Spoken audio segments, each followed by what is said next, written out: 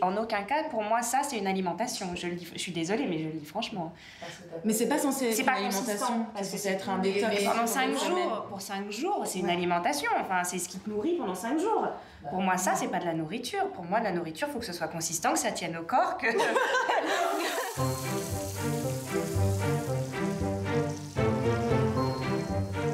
Le hamburger.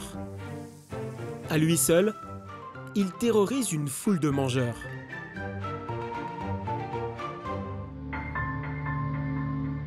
Intolérant au gluten, végétarien, allergique aux produits laitiers, pourfendeur du sucre ajouté. Ces adeptes des régimes sans traquent la petite bête dans leur assiette. « 6 millions de Français sont persuadés qu'ils sont malades à cause d'une alimentation déséquilibrée. Pendant des années, j'avais le nez bouché. Moi, ça a affecté beaucoup mon sommeil. On ne peut plus en manger parce que là, on est carrément malade. Après des années de scandales alimentaires, ils veulent reprendre le contrôle de leur nourriture. C'est une psychose, la maladie de la vache folle. Manger de tout, ça veut dire potentiellement pouvoir s'empoisonner. Lait, gluten, sucre, viande, qui sont les coupables? Comment savoir si ces aliments rendent malade? Faut-il faire des tests d'intolérance? Le test est fiable. Vous pensez que vous serez là par hasard? Ça, c'est une dérive dangereuse. Convaincus qu'ils s'empoisonnent avec des aliments toxiques, certains décident de ne boire que des jus pour se purifier. C'est hyper consistant, je t'assure. En aucun cas, pour moi, ça, c'est une alimentation. Je suis désolée, mais je le dis franchement. Et puis, il y a les diètes, qui promettent une vie plus saine. Une semaine de jeûne en marchant. Suivre un régime sans, c'est d'abord contrôler son alimentation. Au risque de souffrir d'un nouveau trouble alimentaire, la crainte de manger par peur de s'empoisonner. C'est dingue, mais je me rends compte que j'ai exclu vachement de trucs. Si je fais la somme de tout ça, mais je peux plus rien manger à la fin de ma journée, quoi. Les régimes sans ont toujours plus d'adeptes, avec de vrais et de faux intolérants. Tous tendus vers un seul but, rester maîtres de leur alimentation.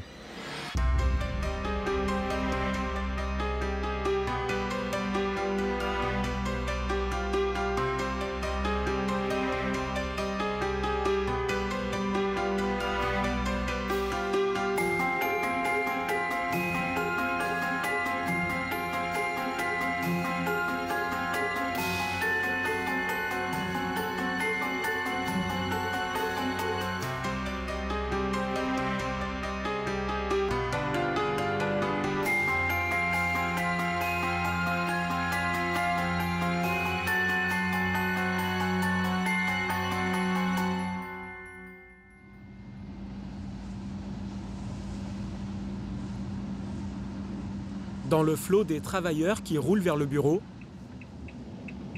un homme a fait le pari de revenir au temps de Cro-Magnon.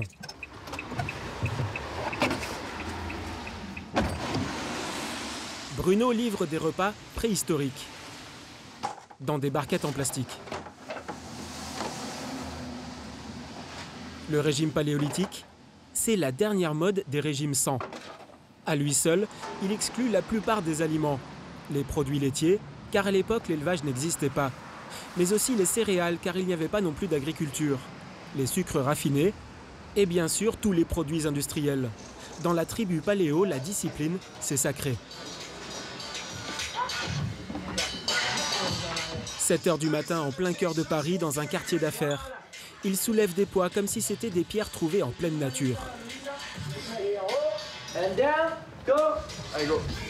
Ils marchent à 4 pattes comme des primates.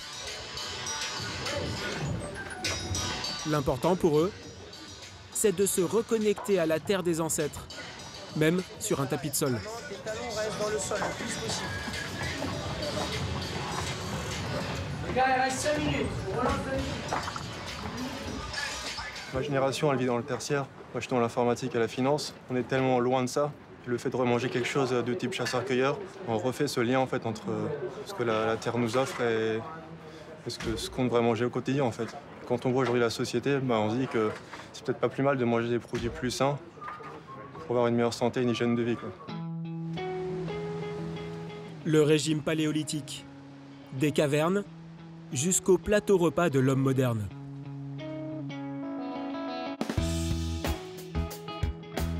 Dans cette start-up parisienne de vente en ligne, on mange comme les chasseurs-cueilleurs.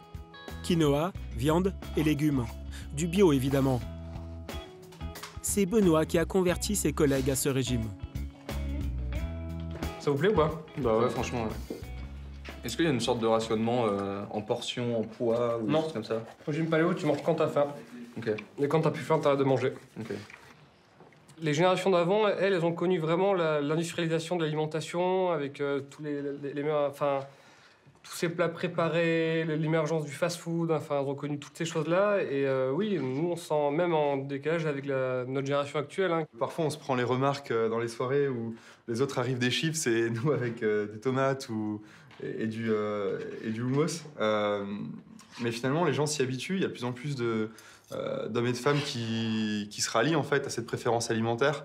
Et j'ai même souvent des gens en soirée qui sont un peu railleurs au début et qui me disent « Ah, finalement, je suis bien content que tu l'aies ramené parce que ça m'a procuré beaucoup plus de plaisir que le classique paquet de chips. » Choisir un régime à la carte serait donc la recette du manger sain. Sans viande pour les végétariens. Sans blé, sans seigle ou sans orge pour les intolérants au gluten. Sans produits laitiers pour ceux qui évitent le lait de vache. Il y en a même qui se privent de tout pour se purifier. Ces modes peuvent prêter à sourire. Il y a pourtant parmi les adeptes de ces régimes de véritables malades. Cristobal, allergique, a frôlé la mort pendant un repas de famille à cause d'un simple fromage. Pâtissière dans un restaurant et sévèrement intolérante aux produits laitiers, la vie de Bérénice est un défi permanent. Et puis il y a Giulia, la napolitaine née au pays des pâtes. Elle a récemment découvert son intolérance au gluten de blé.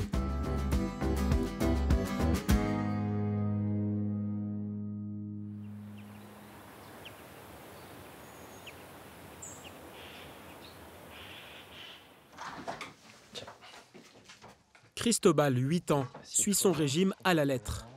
Jamais de produits laitiers. Pourtant, récemment, lors d'une fête de famille, tu gonfles et tu éteins un maximum de bougies. Il a eu la peur de sa vie. Super. On va recommencer, tu gonfles. Et fort. C'est bon, tu peux sortir. Merci beaucoup. J'ai commencé à me sentir pas très bien, donc j'avais la gorge qui me piquait, je me grattais, j'avais beaucoup de plaques et du coup ma maman et mon papa ils m'ont mis dehors pour que ça aille mieux. Il a dû manger quelque chose, mais on ne savait pas quoi. Sauf qu'à table, il n'y avait rien qui pouvait identifier le problème. Donc, j'ai utilisé... La mère de Cristobal utilise alors un kit d'urgence. En quelques minutes, elle administre à son fils une série de médicaments. Mais malgré ce traitement de choc, l'état du petit garçon s'aggrave. Et donc, à ce moment-là, j'ai directement fait l'injection et ensuite on a appelé le SAMU. Pendant toute cette période, on se posait la question de d'où provenait sa douleur, cette allergie. On se rendait compte qu'en fait, au four, il y avait ce vacherin qui était au four, l'odeur de vacherin qui se dégageait dans la salle à manger. Et c'est là où on s'est dit, mais mince, il a respiré l'odeur du vacherin et ça lui a provoqué tout ça. La réaction de Cristobal est exceptionnelle, mais cela confirme qu'il faut prendre au sérieux les allergies alimentaires. La rapidité et la violence des symptômes, c'est le premier signe qui distingue l'allergie de l'intolérance. Dans le cas d'une intolérance, la réaction survient quelques heures, voire quelques jours après avoir mangé, par des troubles intestinaux, des nausées ou une simple douleur au ventre. C'est une réaction du métabolisme. Les intestins digèrent mal l'aliment. Dans le cas d'une allergie, la réaction est plus immédiate et parfois violente. Cette fois, c'est le système immunitaire qui sonne l'alerte en sécrétant une armée d'anticorps contre un aliment intrus. L'allergie est un emballement du système de défense qui peut devenir dramatique dans certains cas. Ça peut être une crise d'asthme, on peut perdre connaissance, le cœur, le système vasculaire des vaisseaux flanche complètement. Et le seul traitement urgent quand on a un choc anaphylactique, c'est l'injection d'adrénaline que l'on prescrit aux personnes et aux familles sous forme d'un stylo qu'il faut avoir en permanence si on est en situation à risque. Jusqu'à quel point Heureusement, en France, les allergiques alimentaires comme Cristobal représentent moins de 1% de la population. Les intolérants, eux, seraient beaucoup plus nombreux.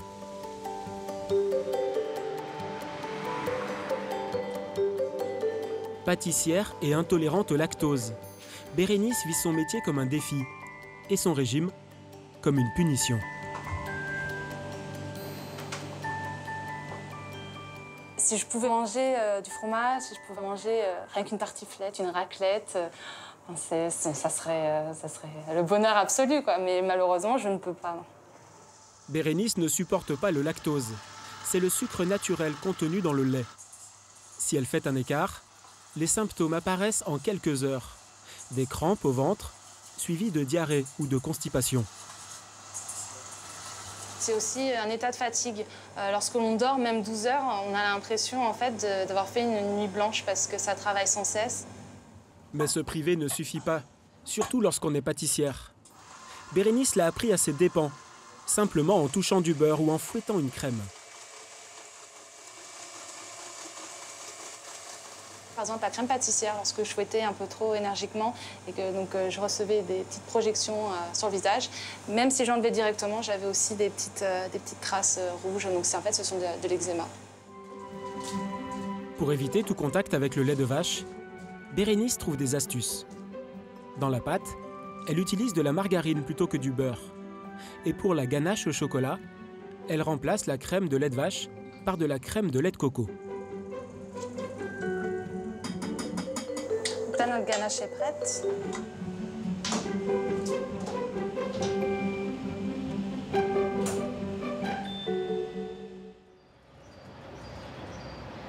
Baba, tu me peux ramener une cuillère, s'il te plaît?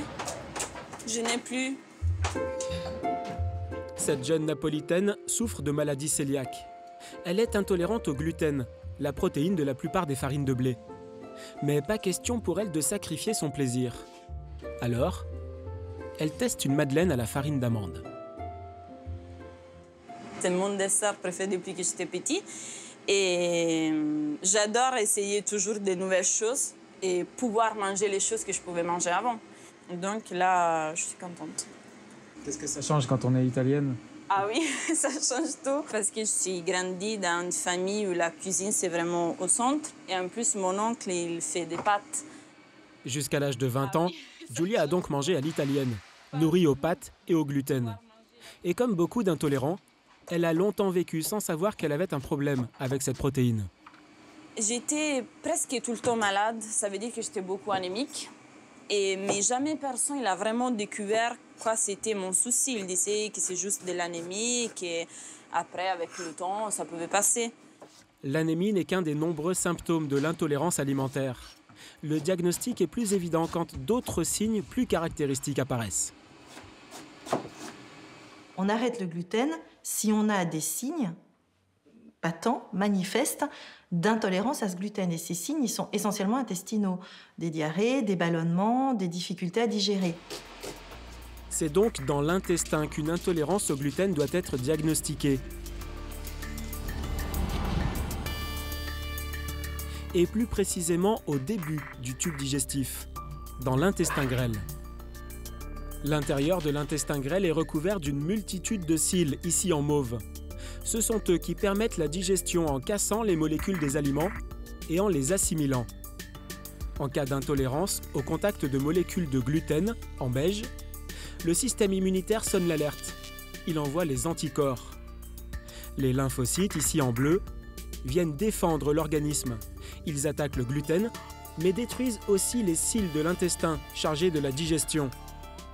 À chaque fois que du gluten est ingéré, des cils sont détruits et l'intestin devient lisse, empêchant la bonne digestion, provoquant ballonnement, diarrhée et fatigue. Le seul traitement, c'est l'exclusion du gluten. Giulia va beaucoup mieux depuis qu'elle l'évite, mais elle reste sur ses gardes. La méfiance, c'est la marque de fabrique des vrais intolérants, surtout lorsqu'ils sortent avec des amis. Ça m'est arrivé souvent de manger dans des restos qu'il me donne la garantie que c'est sans gluten. Et c'est pas vrai. Et le lendemain, je commence à avoir beaucoup soif. Je mange rien. Et je me sens comme si j'ai pris des drogues, en fait. J'ai pas la force de me lever dans le lit. J'ai besoin de dormir 24 heures.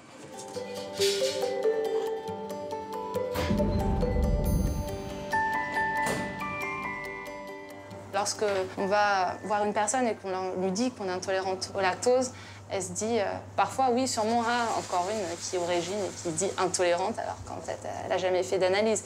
Récemment, j'ai changé de médecin et lorsque j'ai dit que j'étais intolérante au lactose, elle m'a demandé c'est une vraie intolérance ou c'est juste pour votre bien-être? Les vrais intolérants, comme Bérénice, vivent souvent leur régime comme une contrainte. Et ils souffrent aussi de l'amalgame entre vrais et faux malades. C'est très bon.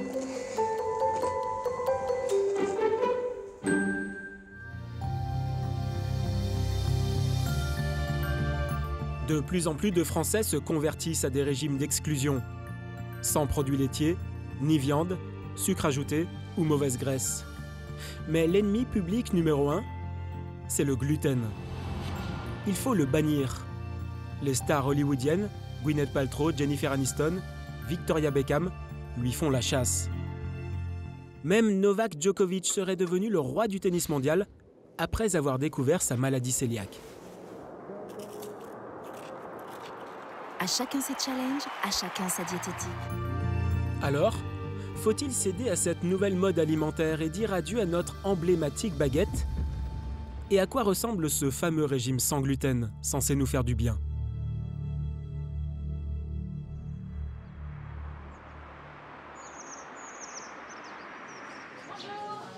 En vitrine de cette boulangerie, des pains en forme de plaque.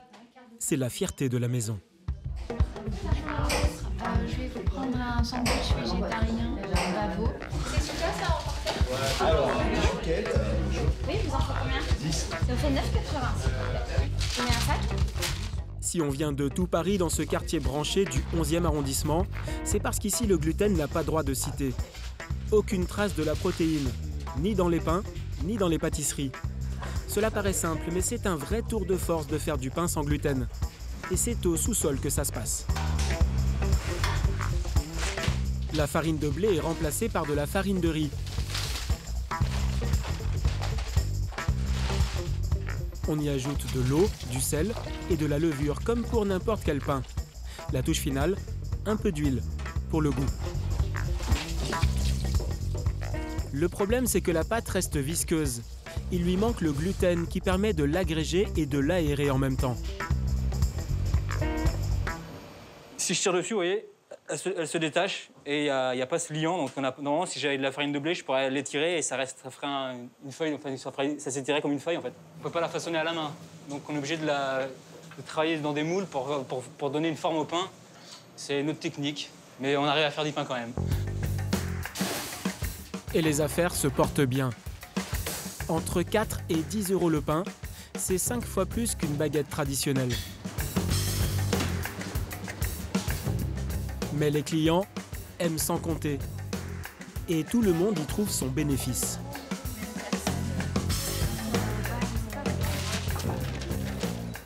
On a beaucoup plus de patates, on est mieux, on a un bon moral et on garde la ligne surtout. Pendant des années, j'avais le nez bouché 365 jours par an. Je suis plus légère. Je trouve le sans gluten moins lourd à digérer en fait. J'ai l'impression que je suis un tout petit peu moins ballonnée si je mange pas de gluten. C'est surtout au niveau de l'énergie l'après-midi en fait. Si je mange du gluten le midi, j'ai besoin de faire une sieste. Je pense que c'est aussi lié au fait que le corps a moins de mal à digérer tout ce gluten qu'on a aujourd'hui partout autour de nous et que du coup, j'arrive à mieux dormir depuis. Tous ces clients ont l'impression que leur santé s'améliore sans gluten. Et pourtant, ce ne sont pas pour la plupart de vrais malades. En France, la mode du sans gluten génère déjà 100 millions d'euros de chiffre d'affaires avec 25% de croissance par an. Et pour ce médecin nutritionniste, le succès repose sur un malentendu. Le pain contient du gluten, c'est sa protéine. Mais il contient des fibres et il contient des hydrates de carbone, des amidons. Eh bien, certaines personnes ont du mal à digérer le pain. pas la protéine, pas le gluten, mais plutôt l'ensemble des autres constituants qui vont donner des ballonnements, des inconforts, des troubles pas très méchants, mais vraiment un certain inconfort qui peuvent gâcher la vie. Eh bien, ces gens, lorsqu'ils suppriment le pain, vont dire « je vais mieux ». Et ils disent « ah, mais oui, c'est le gluten ». Et on se trompe un petit peu de cause, voilà. En tout cas, la traque du gluten dans nos assiettes alimente un autre business. Un grand nombre de laboratoires d'analyse proposent des tests d'intolérance. Ces tests permettraient de passer au crible 300 aliments à partir d'une simple prise de sang. Et pour cela, pas besoin de prescription médicale. Afin de vérifier cette promesse, rendez-vous est pris le même matin dans 2 laboratoires munis d'une caméra cachée. La première surprise, c'est le prix exorbitant de ces tests non remboursés par la sécurité sociale. Dites-moi. Alors, il y en a un à 44 aliments qui est à 125, un second à 90 à 225, et le dernier à 270 aliments à 525. Ah, le premier. À peine piqué, l'infirmière annonce qu'il serait plus prudent de faire un autre test quelques mois plus tard. C'est parce que vous traitez une intolérance qu'il n'y en a pas d'autres derrière qui peuvent se développer dans votre corps. Ok. Merci. De rien, monsieur. Bonne journée à vous, au revoir. Si ce laboratoire pousse à la consommation, dans le second, on va en plus chercher à me persuader que je suis certainement intolérant avant même la prise de sang. Dès mon arrivée, on annonce une interminable série de symptômes qui seraient directement liés aux intolérances alimentaires.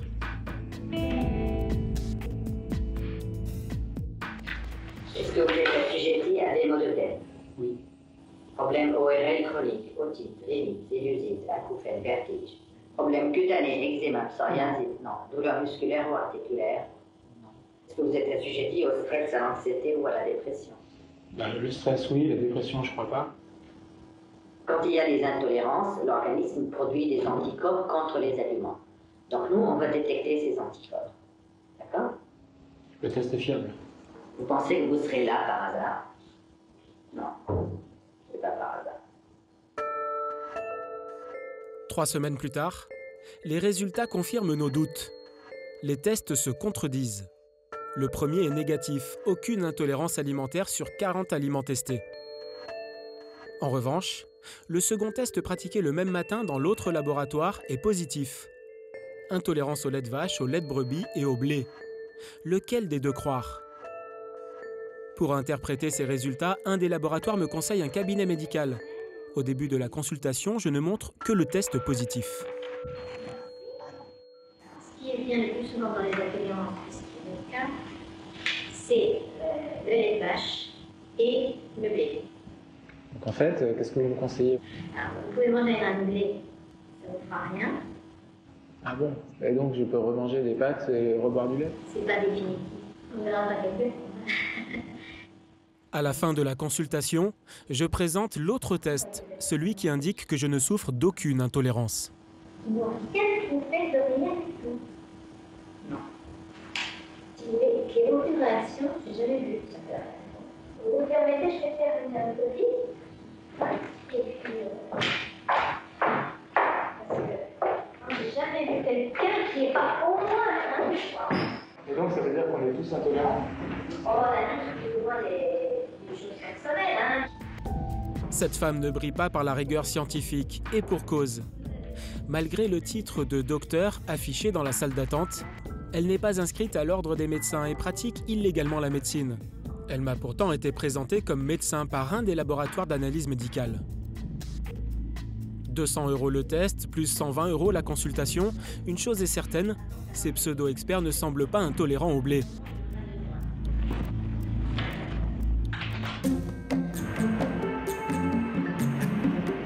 Ces tests seuls ne permettent pas de repérer une intolérance. Les résultats, même s'ils sont positifs, ne devraient donc jamais inciter à exclure un aliment. C'est très facile et très simpliste de dire « j'ai un test élevé, j'enlève l'aliment ». Et ça, c'est une dérive dangereuse. C'est le lait qui est le problème. Ah non, c'est peut-être l'excès de produits laitiers par rapport à un modèle où on ne mange pas assez de fruits, de légumes secs, de fibres, d'hydratation, par rapport à un manque de sommeil qui est très important, un manque d'activité physique, chez quelqu'un qui est stressé. Et il n'y a pas d'aliment coupable, il y a un contexte. Ces tests ne font qu'augmenter notre anxiété et nous versons peu à peu dans la paranoïa alimentaire. Notre confiance dans la nourriture a quasiment disparu. Nouvelles molécules dans les assiettes, conditions de production douteuses, mensonges sur la provenance des aliments. Le coupable est tout désigné, l'industrie agroalimentaire. Et les premiers soupçons remontent à la fin des années 70, il y a près de 40 ans. On ne lance pas sans risque des millions de tonnes de substances mortelles sur les champs, les forêts et les rivières. Le Français moyen absorbe dans ses aliments chaque année 1,350 kg de produits chimiques divers.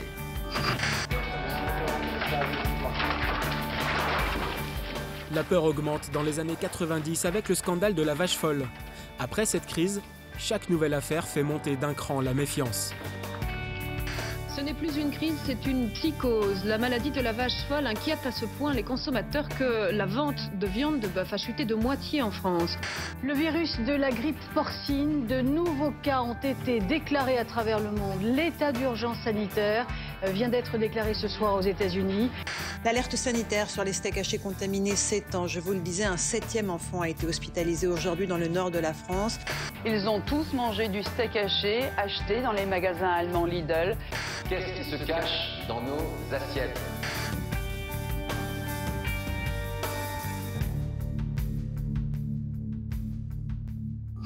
Manger de tout, ça veut dire potentiellement pouvoir s'empoisonner. Donc chez certaines personnes un peu plus fragiles ou ayant besoin d'un peu plus de structure, de cadre, ça peut être une ressource que de cadrer, de délimiter, de contourer son alimentation avec des interdits, avec des lignes blanches à ne pas dépasser, parce que quand je suis à l'intérieur de mes lignes blanches, ça me rassure.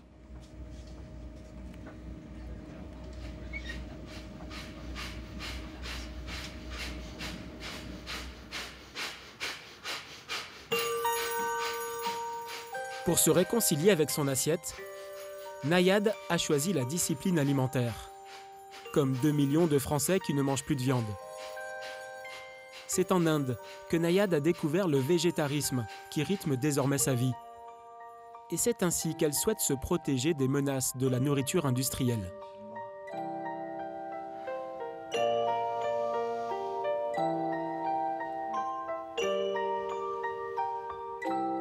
On est sorti un peu d'une société occidentale de surconsommation à outrance, de gâchis. Et donc, je pense que j'ai dû décider, en effet, de retour en France, de ne pas retomber justement dans ce mode de consommation-là. Pour moi, c'est plutôt un mode de vie, voire même une philosophie. Le but de Nayad, quand elle fait ses courses, choisir le meilleur pour la santé de ces 2 garçons qu'elle élève seule. Jaylee, le plus jeune, adhère à ce choix. Swan, en revanche, ne semble pas convaincue. Tomate noire, kumato. On en prend combien? 3. 3, 4, 5. On va en prendre 5. La visite hebdomadaire au magasin bio ressemble à un véritable parcours de santé. Tu peux prendre quelques mangues. Ça, les fruits secs, pour les végétariens, c'est très très important. Parce qu'il y a plein de minéraux, vitamines, et on peut retrouver du fer, du magnésium, du calcium et même des protéines aussi. Voilà, et là, c'est plein d'oligo-éléments. On a vraiment un complément excellent. Alors, on va prendre des algues. On essaie pour ce soir dans la salade? Okay. Nayad et ses enfants ont longtemps vécu en Inde. Là-bas, ils ont appris à repérer dans les aliments les principes actifs qui permettraient de rester en bonne santé. Le citrobiotique, c'est alors, en Inde, on l'utilisait vraiment au quotidien, mais ici en France, on le prend de temps à autre et c'est plutôt pour l'immunité. Merci beaucoup. À bientôt. Au revoir. Les garçons, est-ce que vous voulez un œuf en plus? Non, merci. Avec le petit chèvre chaud et... Non, merci, maman. Et la salade de crudité sûre? Oui. Ce sera donc salade de crudité, sans œufs, mais avec du fromage et des légumes secs. Nayade prépare à ses garçons ce qu'il faut de calories et de nutriments. Pour elle, la cuisine est bien plus qu'une affaire de goût. Son livre de recettes est un guide qui n'en finit pas de la surprendre. La richesse du chou en soufre, arsenic, calcium, phosphore, cuivre, iode, vitamine A, B1, B2. Il prend part à la respiration cellulaire, mais c'est fou, hein. La carotte, elle est où, la carotte? La carotte. Les propriétés sont toniques et reminéralisantes.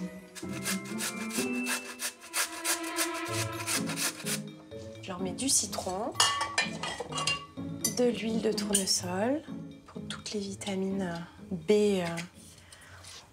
Alors ça, je leur dis pas, mais je mets un peu de curcuma parce que ça, c'est magique, le curcuma. C'est un anti-cancer quand on le mélange, en fait, avec du poivre. Donc j'en mets un tout petit peu parce que ça, ils sont pas fans. À la maison, c'est repas sans viande pour tous. Pourtant, Swan n'est pas végétarien.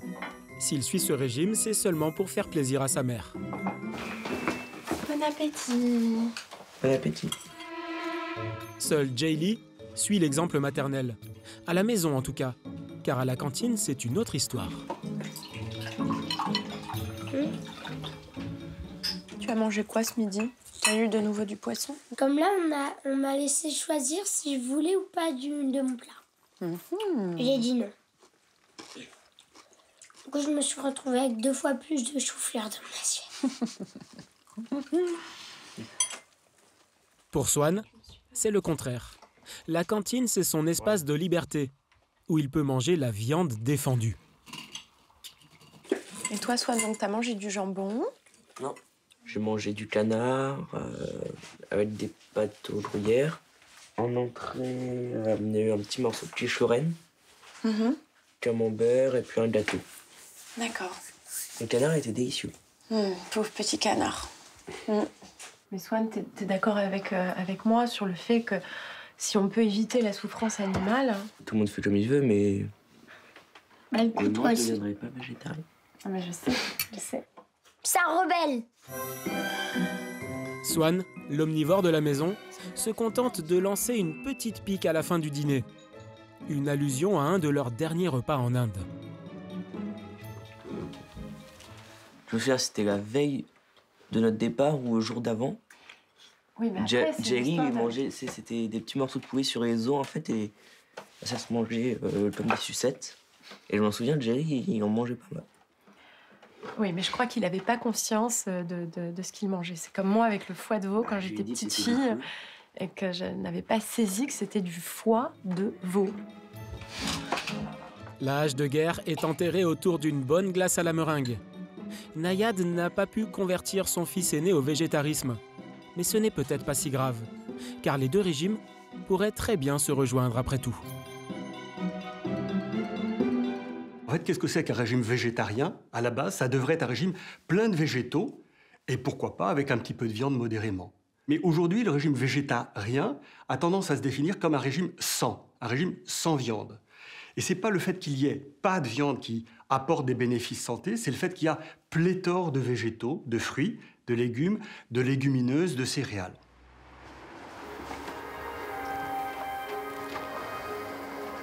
Pour que la santé coule dans nos veines, il faudrait donc manger plus de fruits et de légumes. Ce régime séduit de nombreux adeptes de la purification par l'alimentation. Ils préfèrent boire plutôt que mâcher, persuadés qu'ils mettent leurs intestins au repos. Maximilian a créé en 2009 cette société spécialisée dans les cures de détox. Le principe est simple. Boire 6 bouteilles de jus chaque jour pendant une semaine. Chaque bouteille est numérotée, car il est recommandé de les boire dans un ordre bien précis. Il commence avec un jus assez léger, c'est le numéro 1, c'est une limonade pour se hydrater. Et plus tard dans la journée, celui-là, le green, ils vont le boire vers 16h, 17h, parce que c'est un jus plus complexe et c'est un peu écœurant de boire un jus avec un taux au-dessus de 50% de légumes le matin. Donc c'est plus pour l'après-midi. Ces petites bouteilles ont en tout cas vitaminé le chiffre d'affaires de la société. 5 millions d'euros annuels et déjà 15 salariés. La magie, entre guillemets, de ces jus, c'est qu'on se sent plus léger, plus en forme. On fait le plein de vitamines et nutriments. Et ça soulage le système digestif parce qu'il n'y a rien de solide à mâcher, à digérer. Et du coup, le corps il a plus d'énergie à sa disposition pour expulser les toxines et dégraisser les cellules. Se purifier avec des jus pressés, les Parisiens stressés adorent.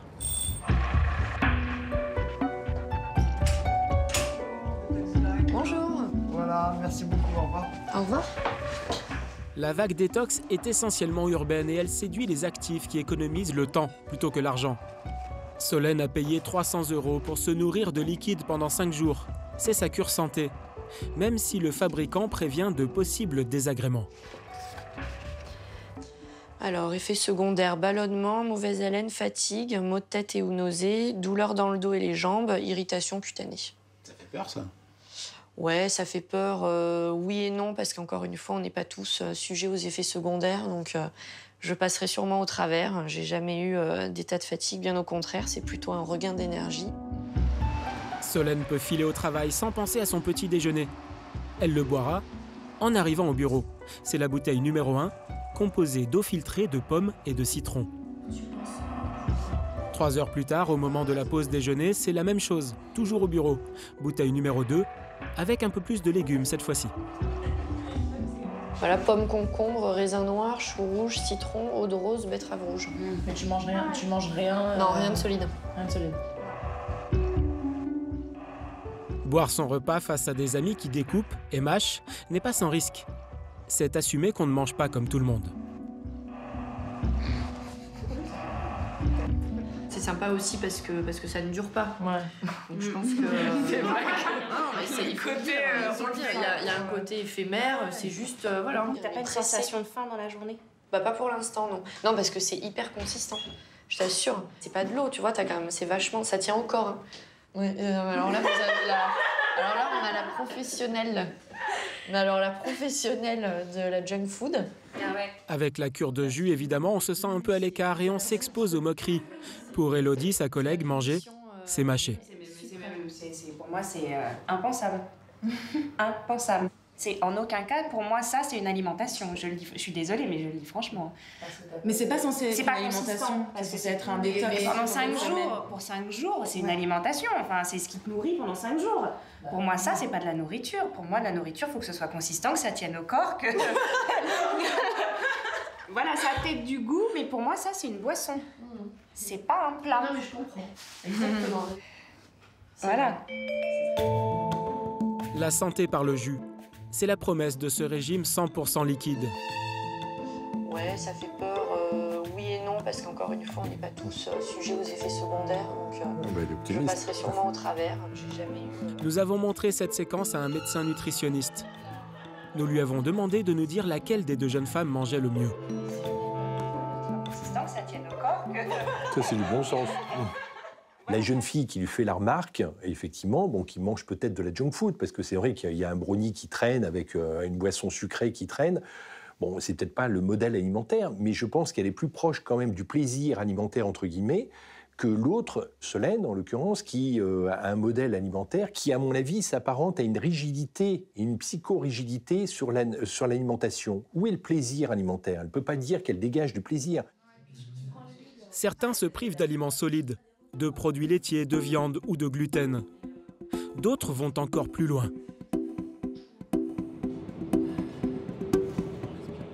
Ils choisissent un régime qui demande encore plus de motivation qu'une cure de jus.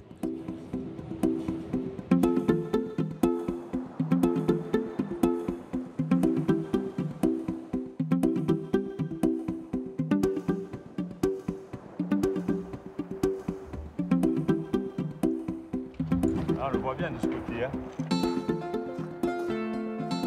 Avec sa crinière commence à se dégrader.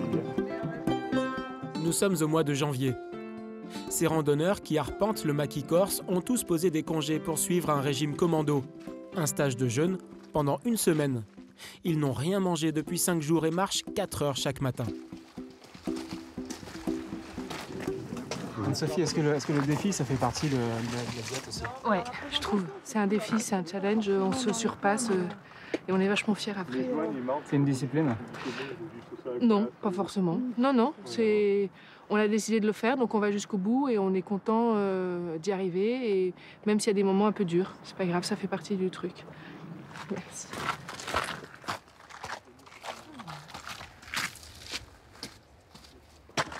Stéphane a déjà suivi plusieurs diètes et il a bien conscience que son régime l'exclut du reste des mangeurs. Je me rappelle, on était en train de se promener sur un col et il y avait une femme en petit t-shirt et moi j'étais en pull. Je lui ai dit j'ai froid. Elle me dit vous avez froid vous? Je lui ai dit oui, ça fait 10 jours que je jeûne. Elle m'a regardé, elle me dit vous êtes fou. C'est vraiment le tabou quoi, de jeûner. Malgré la faim, ils marchent dans les pas de leur guide.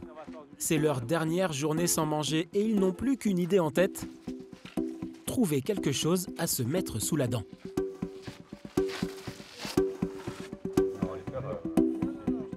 Donne-moi ça, c'est C'est très bon.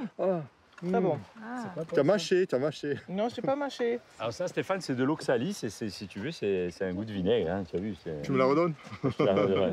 Oh, un régal. Ça fait du bien. Un régal. Oh, comme si tu savais que c'est bon. Un petit verre de Châteauneuf, là, ça sent bien. Hein. Oh. La fatigue se fait sérieusement sentir. Cela fait 72 heures que les organismes ont épuisé leur stock de sucre. Les randonneurs sont sur la réserve. Et pourtant, ils ont le moral. Ils sont comme dans un état second. Cet état d'euphorie est dû à une réaction du cerveau au manque de calories. Je me sens très bien. Je sens la nature, je sens les immortels. C'est génial, on est bien accompagnés. Puis c'est un très très beau pays. C'est la première fois qu'on est en Corse et on est très impressionnés. Et de penser qu'on est maintenant, je crois que c'est le 14 ou le 15 décembre, enfin je ne sais plus tout à fait. Ah oui, en plus, le 22 janvier, tu vois. Mais voilà, je ne sais plus. C'est génial, regarde ce temps, c'est magnifique. Hein? C'est la fatigue. Si Stéphane ressent des bouffées de bien-être, c'est parce que son cerveau produit des substances du bonheur pour réagir à la privation. Quand l'organisme ne reçoit plus de sucre, il puise dans les graisses et sécrète une molécule, l'acétone, dont le cerveau raffole. Lorsqu'on a des corps cétoniques, ces corps cétoniques vont directement agir au niveau cérébral et produire un certain nombre de substances euphorisantes, des opioïdes, comme ceux qu'on voit dans la morphine par exemple, qui créent ces états particuliers. Mais il y a une autre façon de considérer ce mélange de fragilité et d'euphorie. La vie n'est peut-être pas aussi belle après 5 jours de jeûne.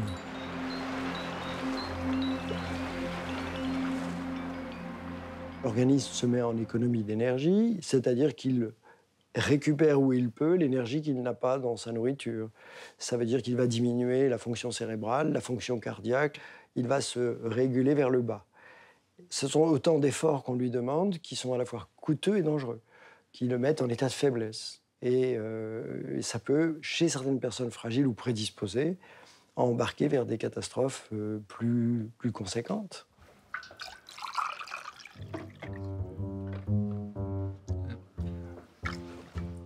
Thomas est naturopathe. C'est l'organisateur de cette cure.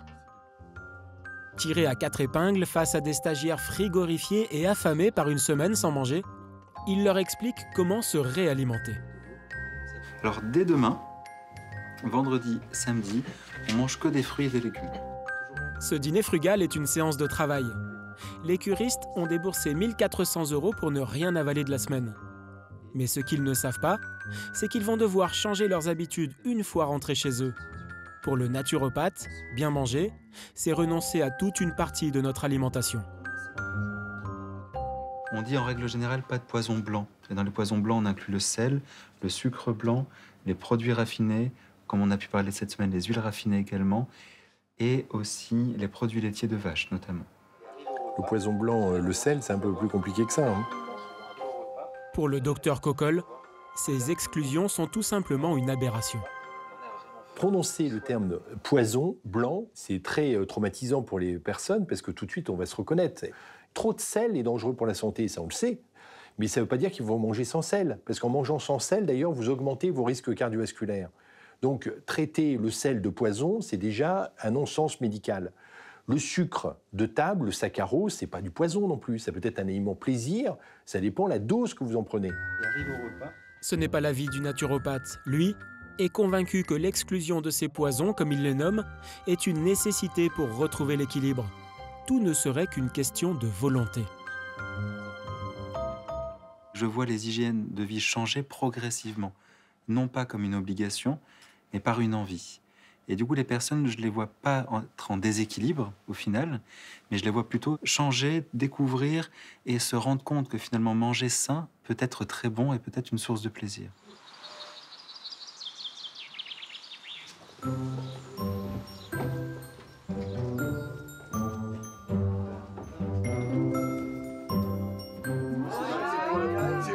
Ça repart après. Ça, c'est pour une personne? Oui, Donc, on vous propose un smoothie à la clémentine et au kaki, une brochette... Le lendemain matin, les curistes revoient enfin de la nourriture solide. Des fruits seulement, et crus, car il faut ménager le système digestif au ralenti depuis une semaine, et savourer ce modeste repas comme si c'était une potion magique. Là, tu as envie de faire comme Astérix, tu vois, avec la potion. La première bouchée. Première fois qu'on mâche depuis une semaine. C'est super bon. Tout va bien. Sophie est apparemment rassurée, au terme de sa première semaine sans manger. Mais elle lutte intérieurement contre une compulsion, céder à la boulimie après s'être privée. Il y a quelque chose qui a été dit qui m'a marqué, c'est le fait de transformer « il ne faut pas » par « j'ai envie de ». C'est-à-dire, plutôt que de dire « il ne faut pas que je mange trop », transformer ça en disant « j'ai envie de faire attention, j'ai envie de rester dans cette dynamique, de me faire du bien et de manger des bonnes choses dans une juste mesure ». Et voilà, et je pense que ça peut être la règle qui nous permettra de réguler tout ça et de continuer à se sentir vraiment bien. Sophie va essayer de canaliser cette pulsion alimentaire, mais elle est consciente que la diète peut faire courir le risque de perdre le contrôle.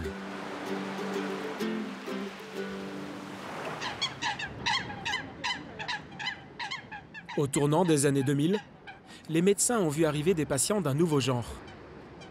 Ils se sont exclus à force de contrôler ce qu'ils mangent. Cette nouvelle maladie, l'orthorexie, est traitée dans un centre spécialisé à Genève.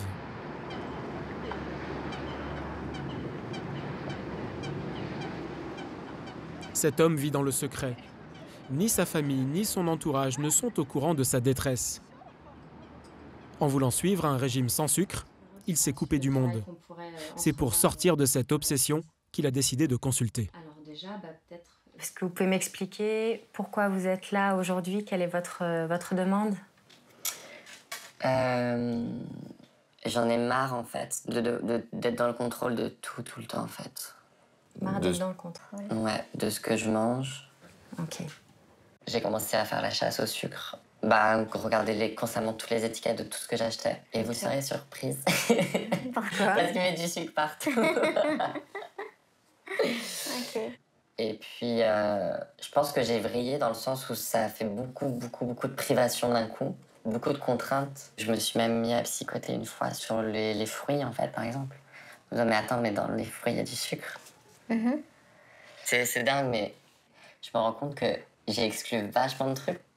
Et à la fin, si je fais la somme de tout ça, mais je peux plus rien manger à la fin de la journée, quoi. Dans l'alimentation, le souci de bien manger peut entraîner une sorte d'obsession du bien manger qui devient un problème à son tour. Donc on échange un problème de santé hypothétique contre un vrai problème de qualité de vie bien réel. Je me suis mis à refuser des sorties, des restos, pour pas déroger à mon régime alimentaire. Ok, c'est clair pour moi. Est-ce que vous avez quelqu'un dans votre vie? Non. Non? Bah, ça m'empêche de rencontrer des gens. Ouais. Et puis, quand je rencontre quelqu'un, ça me bride, forcément, quoi. L'idée, c'est de travailler en vous exposant, en fait, à peut-être ces aliments. Plus on a peur de certains aliments, plus on les évite, et plus l'évitement maintient, en fait, cette peur. Donc, le rôle que j'ai à jouer là-dedans, puis le travail qu'on va envisager ensemble, c'est de réintroduire de manière très progressive et à son rythme tous ces aliments qui sont interdits dans son alimentation de manière plus sereine. Je pense que ça va être un peu un combat avec moi-même. Je sens que je vais être chamboulée dans mes habitudes, et ça va être très difficile. Parce que quand je perds le contrôle de ce que je mange, j'ai l'impression de perdre le contrôle de ma vie, entre guillemets. Et je sais que ça peut paraître fort quand je le dis, mais c'est vraiment ce qui se passe dans ma tête, quoi. Pour accepter à nouveau le sucre qui lui fait peur et redevenir le mangeur qu'il était, cet homme va essayer de lâcher prise et de changer son regard sur l'alimentation. Limiter l'alimentation à exclusivement ses pouvoirs nutritionnels, c'est ignorer qu'il y a d'autres raisons pour lesquelles on mange et que tout ça interfère. C'est un triangle. Manger, c'est manger pour se nourrir, pour vivre, mais c'est aussi manger pour avoir du plaisir, se faire plaisir, et puis manger pour échanger, pour discuter, pour la dimension sociale. Les aliments sont rarement coupables. Un mode de vie sédentaire, des excès, des obsessions sont le plus souvent les vraies causes d'une mauvaise digestion, que l'on confond fréquemment avec une intolérance alimentaire. À côté des vrais allergiques et des réels intolérants, il y a donc beaucoup de malades imaginaires qui pourraient se simplifier la vie. Manger de tout, avec mesure et avec leurs amis. Bref, manger avec, plutôt que sans. Alors la note, t'aimes bien? Ouais. Non mais t'aimes bien comment? Non, c'est bon. Si, c'est moi.